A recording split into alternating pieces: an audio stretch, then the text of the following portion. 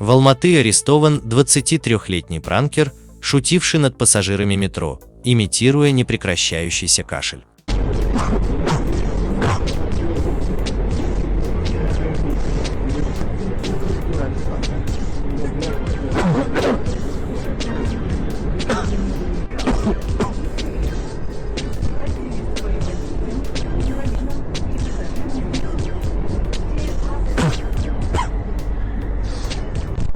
Кашля не будет что-нибудь?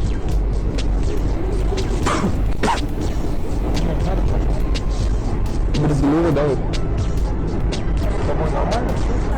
С головой в порядке? Да нет, что-то. Мама говорила, в Китай не ехать.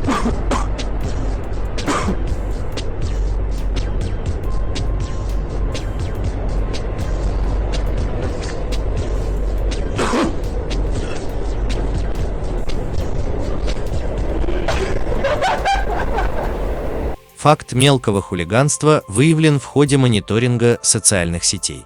Сейчас на волне и без того непростой ситуации действия гражданина ради так называемого хайпа молодой человек наплевал на все моральные и этические нормы, за что и был привлечен сотрудниками полиции к административной ответственности по статье «Мелкое хулиганство».